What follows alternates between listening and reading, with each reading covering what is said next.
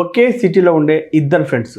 వారిద్దరూ ఒకే స్కూల్లో చదివారు, ఒకే కాలనీలో పెరిగారు. వారిద్దరి ఫ్యామిలీ బ్యాక్గ్రౌండ్ కూడా దాదాపు ఒకే రకంగా ఉంటుంది. 10 సంవత్సరాల తర్వాత చూస్తే ఒక అతనేమో హైదరాబాద్లో మంచి బిజినెస్ నడుపుతున్నాడు. ఇంకొకరు మాత్రం ఇప్పటికీ తన బాస్ గురించి, తన భార్య గురించి, తన సిటీ గురించి, తన అదృష్టం గురించి కంప్లైంట్ చేస్తూనే ఉన్నాడు. ఇక్కడ ఇద్దరి స్టార్టింగ్ పాయింట్ ఒకటే అయినప్పటికీ వారి జీవితాలు మాత్రం పూర్తి డిఫరెంట్గా మారిపోయాయి. ఇలా జరగడానికి ఒకరి జీవితంలో ఏం తప్పు జరిగింది, ఇంకొకరి జీవితంలో ఏది సరిగ్గా జరిగింది, ఈ వీడియోలో మనం దాని గురించే తెలుసుకోబోతున్నాం. ఇదొక లైఫ్ చేంజింగ్ వీడియో కాబట్టి ఎక్కడ స్కిప్ చేయకుండా చివరి దాకా చూడండి. ఇలాంటి వీడియోలకు కనీసం 5,000 లైక్స్ ఇచ్చి ఎంకరేజ్ చేయండి. ఇక అసలు వీడియోలోకి వెళ్దాం. జనరల్గా చాలా మంది తమ ఎమోషన్స్ అన్ని తమ పరిస్థితుల వల్లే వస్తాయని అనుకుంటూ ఉంటారు. ఉదాహరణకు ఏదైనా చెడు జరిగితే మనం సాడ్ అవుతాం, మంచి జరిగితే హ్యాపీ అవుతాం అని అనుకుంటారు. కానీ అది పూర్తిగా నిజం కాదు. ఒక్కసారి మీకు తెలిసిన వారిలో ఎవరినైనా గుర్తు చేసుకోండి. కొంతమంది ఎప్పుడు ఏదో ఒక ప్రాబ్లంలో ఉంటారు.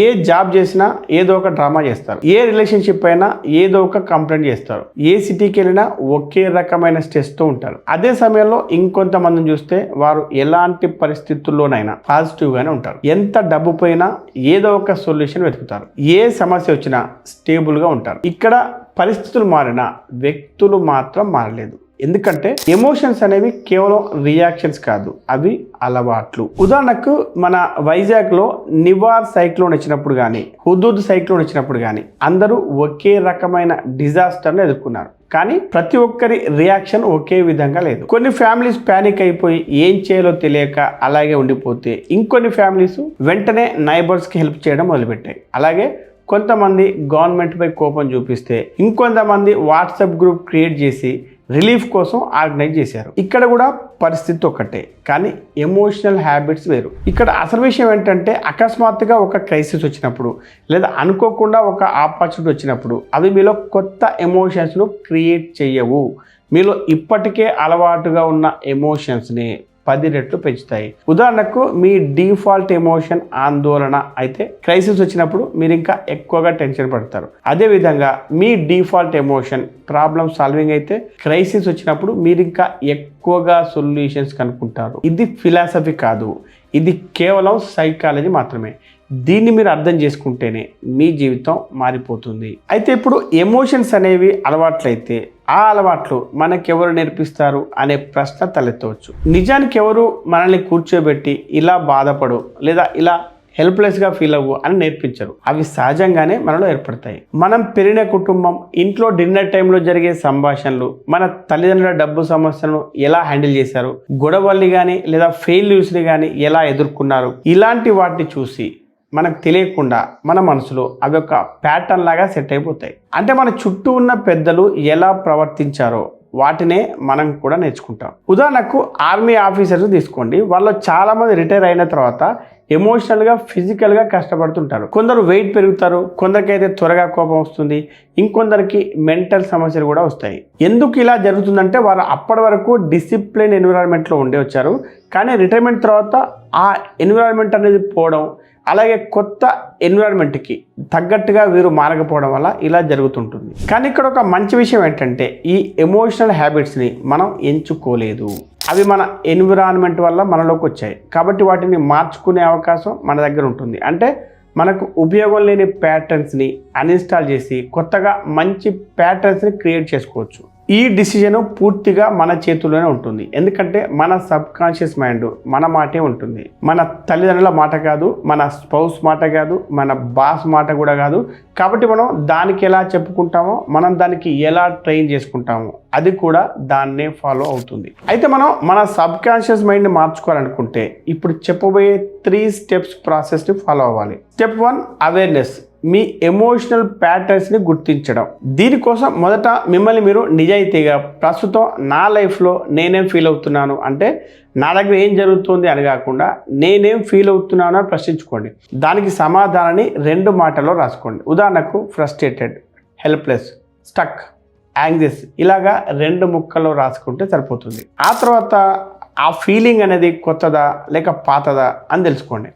చాలామంది కొంచెం డీప్గా ఆలోచిస్తే ఈ ఫీలింగ్ చాలా ఏళ్ళుగా వారితోనే ఉంది అని గ్రహిస్తారు. అంటే జాబ్ రాకముందు నుండే, పెళ్ళి కాకముందు నుండే, అలాగే మనీ ప్రాబ్లమ్స్ రాకముందు నుండే ఉన్నాయని తెలుస్తుంది. ఉదాహరణకు ఒక మహిళ తన మ్యారేజ్లో హెల్ప్లెస్గా ఫీల్ అవుతుంటే కాస్త డీప్గా ఆలోచిస్తే స్కూల్ టైంలో, కాలేజ్ టైంలో కూడా ఇలాగే ఫీల్ అయిందని అర్థమవుతుంది. అంటే మాకు మ్యారేజ్ అనేది కొత్తగా ఆ ఫీలింగ్ని క్రియేట్ చేయలేదు, అది చిన్నప్పటి నుంచే ఉంది. అంటే పాత సామెత ప్రకారం ఎవరైనా ఏడవాలని అనుకుంటే ఏదో ఒక కారణం దొరుకుతూనే ఉంటుంది అన్నట్టుగా మ్యారేజ్ అనేది కేవలం ఒక కారణం మాత్రమే. ఇక లైఫ్ విషయానికి వస్తే మీరు ఎంత సాధించినా సంతృప్తి లేకుండా ఫీల్ అవుతుంటారా, లేక ఒక గోల్ రీచ్ అయ్యాక 2 నిమిషాలు హ్యాపీగా ఫీల్ అయ్యి వెంటనే నెక్స్ట్ గోల్ కోసం పరిగెత్తారా? ఈ ప్రశ్న ఎందుకంటే మీ ప్రవర్తన ఒక అంబిషన్ కాదు, అదొక ప్యాటర్న్. ఆ ప్యాటర్న్ మీ ప్రస్తుత గోల్స్ కంటే చాలా ముందు నుండే మీలో ఉంటుంది. కాబట్టి ఈ ప్యాటర్న్ని గుర్తించడం అనేది చాలా ముఖ్యమైన ఫౌండేషన్. ఎందుకంటే మీరు చూడలేని సమస్యను మీరు ఎప్పటికీ సరి చేసుకోలేరు. ఇక స్టెప్ 2 చాయిస్, కొనసాగించాలా లేదా అనేది నిర్ణయించడం. మీరు మీ ఎమోషనల్ ప్యాటర్న్ గుర్తించిన తర్వాత ఈ ప్యాటర్న్ నాకు ఉపయోగపడుతుందా లేక నన్ను వెనక్కి లాగుతుందా అని ఆలోచించండి. ఎందుకంటే కొన్ని ప్యాటర్న్స్ మంచివి కూడా ఉంటాయి. ఉదాహరణకు రెసిలియన్స్ అంటే సమస్యలు తట్టుకునే శక్తి, క్యూరియాసిటీ అంటే తెలుసుకోవాలనే ఆసక్తి, జెనరాసిటీ అంటే ఇతరులకు సహాయం చేసే మనసు, ఇవన్నీ ఉంటే వీటిని కొనసాగించవచ్చు. కానీ అదే ప్యాటర్న్ మీ ఎనర్జీని తక్కువ చేస్తుంటే, లేదా మిమ్మల్ని ఒంటరిగా ఫీల్ అయ్యేలా చేస్తుంటే, లేదా మీ గ్రోత్ని అడ్డుకుంటుంటే దాన్ని మార్చాలా లేక అలాగే ఉంచాలా అనే ఒక చాయిస్ తీసుకోవాలి. అది పూర్తిగా మీ నిర్ణయం మీదే ఆధారపడి ఉంటుంది. ఎందుకంటే ఎవరు మిమ్మల్ని బలవంతంగా మార్చలేరు కాబట్టి. ఇదే విషయాన్ని life coaches choice of identity అంటారు. అంటే మీరు మౌనంగా బాధపడుతూ ఉండే వ్యక్తిగానే కొనసాగాలా లేక మీరు ఒక కొత్త వ్యక్తిగా మారాలా అనేది ఎంచుకోవడం. అంతేకాకుండా మీరు ప్రతి సంవత్సరం ఒకే రకమైన సమస్యలను ఎదుర్కొంటూ ఎలాంటి ఎదుగుదల లేకుండా ఉంటే అది బ్యాడ్ లక్ కాదు, అదొక ప్యాటర్న్. కాబట్టి కేవలం సమస్యలను సాల్వ్ చేయడమే కాదు, మీరు కూడా మారాలి. అప్పుడే అసలైన గ్రోత్ మొదలవుతుంది. స్టెప్ 3 రీప్లేస్ అంటే కొత్త ఫీలింగ్ ఎంచుకొని దాన్ని ప్రాక్టీస్ చేయడం. ఇక్కడే ఎక్కువ మంది స్టక్ అయిపోతారు. హెల్ప్లెస్గా కాకుండా మీరేం ఫీల్ అవ్వాలనుకుంటున్నారు అని అడిగితే చాలామంది వెంటనే సమాధానం చెప్పలేరు. కావాలంటే మీరు కూడా ఒకసారి ట్రై చేసి చూడండి. హెల్ప్లెస్కి ఆపోజిట్ ఏంటి? ఎంపవర్డ్ లేదా క్యాపబుల్ లేదా రిసోర్స్ఫుల్. కానీ మీరు 20 సంవత్సరాలుగా హెల్ప్లెస్గా ఫీల్ అవుతుండడం వల్ల ఈ కొత్త పదాలు మీకు నిజంలాగా అనిపించవు. ఎందుకంటే మీరు ఆ ఫీలింగ్ని ఎప్పుడు అనుభవించలేదు, అది మీ ఎమోషనల్ వెకాబులరీలోనే లేదు కాబట్టి. అందువల్ల మీరు చేయాల్సిన పని ఏంటంటే ఈ కొత్త ఫీలింగ్ని ప్రతిరోజు జాగ్రత్తగా ఇంటెన్షనల్గా ప్రాక్టీస్ చేయాలి. ఎంతలా అంటే అది నెమ్మదిగా మీ కొత్త డిఫాల్ట్ ఎమోషన్ లాగా అయిపోవాలి. అయితే ఇక్కడే మనకు లా ఆఫ్ అట్రాక్షన్ అనేది ఎంటర్ అవుతుంది. లా ఆఫ్ అట్రాక్షన్ అంటే చాలామంది BMW గురించి ఆలోచిస్తే అదొక మ్యాజిక్ లాగా మన దగ్గరకు వచ్చేస్తుంది అనుకుంటారు. కానీ లా ఆఫ్ అట్రాక్షన్ అనేది అలా పనిచేయదు. లా ఆఫ్ అట్రాక్షన్లో ఉండే ఒక సింపుల్ సైన్స్ ఏంటంటే 2 వస్తువులు ఒకే ఫ్రీక్వెన్సీలో వైబ్రేట్ అయినప్పుడు అవి 2 ఒకదాన్నొక్కటి ఆకర్షించుకుంటాయి. అంటే మీరు రేడియోలో 93.5 FMకు ట్యూన్ చేస్తే 93.5 FM స్టేషన్ మాత్రమే వచ్చినట్టుగా, అలాగే ఏదైనా ఒక ఫోన్ నెంబర్కి డయల్ చేస్తే అదే నెంబర్ కనెక్ట్ అయినట్టుగా లా ఆఫ్ అట్రాక్షన్లో కూడా ఫ్రీక్వెన్సీ టు ఫ్రీక్వెన్సీ కనెక్షన్ జరుగుతుంది. అంతేకాకుండా ఈ ప్రపంచంలో ఉన్న ప్రతి ఒక్క వస్తువుకి ఒక ఫ్రీక్వెన్సీ ఉంటుంది. మీ ఆలోచనలకు, మీ భావాలకు, మీ నమ్మకాలకు కూడా ఫ్రీక్వెన్సీ ఉంటుంది. ఇంకా చెప్పాలంటే ఈ యూనివర్స్ మొత్తం ఎనర్జీ మరియు ఫ్రీక్వెన్సీతోనే నడుస్తుంది. దీని గురించి టెస్లా చెప్పింది, క్వాంటమ్ ఫిజిక్స్ కూడా చెప్పింది. కాబట్టి లా ఆఫ్ అట్రాక్షన్కి ఫార్ములా FDBA అని చెప్పవచ్చు. ఇందులో F అంటే ఫీలింగ్, T అంటే థాట్స్, B అంటే బిలీఫ్స్, A అంటే యాక్షన్స్. ఈ 4 ఒకే డైరెక్షన్లో అలైన్ అయినప్పుడే లా ఆఫ్ అట్రాక్షన్ అనేది నిజంగా పనిచేస్తుంది. ఉదాహరణకు మీరు హైదరాబాద్లో సక్సెస్ఫుల్ బిజినెస్ చేయాలి అనేది మీ గోల్ అయితే FDBA ప్రకారం మీ ఫీలింగు డెస్పరేట్గా ఉండి, మీ థాట్ దీనికి నేను సరిపోనేమో అని ఉండి, మీ బిలీఫ్ కనెక్షన్స్ ఉన్న వాళ్ళే సక్సెస్ అవుతారు అని ఉండి, ఇక మీ యాక్షన్ కూడా హాఫ్ హార్టెడ్గా ఉంటే రిజల్ట్ రావడం కష్టం అవుతుంది. దీని అర్థం యూనివర్స్ అనేది మిమ్మల్ని పట్టించుకోలేదని కాదు, మీ ఫ్రీక్వెన్సీ మీ గోల్తో మ్యాచ్ కాలేదు అని అర్థం. ఎందుకంటే ఉదాహరణకు నేను ఒక ₹1,00,00,000 సంపాదించాలి అని అనగానే లోపల డెస్పరేషన్, లోటు ఫీలింగ్స్ వస్తాయి. అదే నేను ఒక ₹1,00,00,000 సంపాదించాను అని అనగానే కాస్త సెటిల్డ్గా కాన్ఫిడెంట్గా అనిపిస్తుంది. అంటే మీరు కోరుకున్న దాని నుంచి కాదు, మీరు ఫీల్ అవుతున్న చోట నుంచే లా ఆఫ్ అట్రాక్షన్ అనేది పనిచేస్తుంది. అదే అవకాశాలను మీ వైపు తీసుకొస్తుంది. అందువల్ల సక్సెస్ అయిన వారికే ఇంకా ఎక్కువ అవకాశాలు వస్తుంటాయి. అది అన్యాయం కాదు, అది వారి ఫ్రీక్వెన్సీ చేస్తున్న పని. అయితే మీరు కూడా మీకంటూ ఒక కొత్త ఫ్రీక్వెన్సీని క్రియేట్ చేసుకోవాలనుకుంటే ప్రతిరోజు ఇప్పుడు చెప్పబోయే 3 స్టెప్స్ను ప్రాక్టీస్ చేయండి. స్టెప్ 1, ముందుగా ఒక ఫీలింగ్ క్రియేట్ చేయండి. కేవలం రోబోలాగా అఫర్మేషన్స్ చదవడం వల్ల ఉపయోగం ఉండదు, అది వర్కౌట్ కూడా అవ్వదు. మొదట మీ బాడీని మూవ్ చేయండి, అవసరమైతే డ్యాన్స్ చేయండి, ఎనర్జెటిక్ మ్యూజిక్ పెట్టుకుని ఉండండి, లేదా 2-3 నిమిషాలు మీ బాడీని యాక్టివ్గా ఉంచే ఇంకా ఏదైనా పని చేయండి. ఎందుకంటే మీ బ్రెయిన్ ముందుగా ఒక రిసెప్టివ్ స్టేట్లో ఉండాలి. ఆ తర్వాత స్టెప్ 2, మీ అఫర్మేషన్ను ప్రజెంట్ టెన్స్లో చెప్పండి. అంటే ఉదాహరణకు నేను ఆరోగ్యంగా ఉండాలి అని కాకుండా నేను బలంగా ఉన్నాను, ఫిట్గా ఉన్నాను, మంచి ఎనర్జీతో ఉన్నాను అని చెప్పండి. అలాగే నాకు ఒక మంచి రిలేషన్షిప్ కావాలి అని కాకుండా నా పార్ట్నర్తో నాకు ఒక అందమైన గౌరవంగా ఉన్న రిలేషన్షిప్ ఉంది అని చెప్పండి. అంటే మీరు ఇప్పటికే సాధించేశారు అని, పూర్తయిపోయింది అని చెప్పి భావించి చెప్పుకోవాలి. అది కూడా ప్రజెంట్ టెన్స్లోనే చెప్పాలి. ఇక స్టెప్ 3, దాన్ని పూర్తిగా ఫీల్ అవ్వండి. కనీసం 5 నిమిషాల పాటు కళ్ళు మూసుకుని దాని గురించి ఊహించుకోండి, దాన్ని చూడండి, ఫీల్ అవ్వండి. కొన్ని నిమిషాలు ఆ రియాలిటీలోనే మీరు జీవిస్తున్నట్టుగా అనుభవించండి. ఇంకా ముఖ్యంగా ఈ 3 స్టెప్స్ని రాత్రిపూట, ఉదయం పూట ఎక్కువగా చేయండి. ఎందుకంటే అది చేయాలంటే మీరు నిద్రపోయే ముందు, అలాగే మీరు నిద్ర లేచిన తర్వాత మీ బ్రెయిన్ ఆల్ఫా స్టేట్లో ఉంటుంది. అంటే ఇది చాలా రిలాక్స్డ్గా, రిసెప్టివ్గా ఉండే స్టేట్ కాబట్టి ఆ టైంలో మీరు మీ మైండ్కి ఏది ఇస్తే అది లోతుగా అబ్జర్వ్ అవుతుంది. మీరు నిద్రలో ఉండగా మీ సబ్ కాన్షియస్ మైండ్ మీ ఆలోచనలపై గంటల పాటు పనిచేస్తుంది. సింపుల్గా చెప్పాలంటే మీరు సక్సెస్ ఫీలింగ్తో నిద్రపోతే మీ బ్రెయిన్ మొత్తం 7-8 గంటలు ఆ ఫ్రీక్వెన్సీలోనే పనిచేస్తుంది. అంటే చాలా పెద్ద స్థాయిలో ఆ ఫ్రీక్వెన్సీ బయటకు వెళ్తుంది. దీంతోపాటు 2 విషయాలు ఫాలో అవ్వండి. ఒకటి, the 10 years in 1 year principle. 2, 80-20 rule of destiny. ముందుగా the 10 years in 1 year principle విషయానికి వస్తే, మీరు మీకేదైనా గోల్ ఉంటే ఆ గోల్ కోసం మీకు నిజంగా ఏ స్కిల్స్ కావాలో ఆలోచించుకోవాలి. ఉదాహరణకు మీరు హైదరాబాద్లో ఒక సక్సెస్ఫుల్ ఐటీ కన్సల్టెంట్ కావాలనుకుంటే మీకు మహా అయితే communication technology, client handling, self confidence, networking ఇలాంటి స్కిల్స్ అన్నీ అవసరం అవుతాయి. ఇవి అంత కష్టంగా అనిపించే రాకెట్ సైన్స్ కాదు. ఫోకస్గా ప్రయత్నిస్తే 6 నెలల్లోనే వీటిని నేర్చుకోవచ్చు.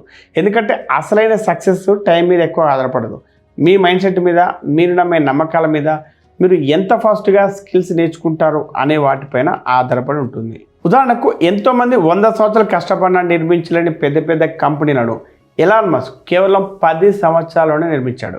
దీనికి కారణం అతని హార్డ్ వర్క్ మాత్రమే కాదు, తన థింకింగ్ని, బిలీఫ్స్ని, క్యూరియాసిటీని, తన చర్యల్ని పూర్తిగా ఒక డిఫరెంట్ ఫ్రీక్వెన్సీతో ఉపయోగించుకోవడం.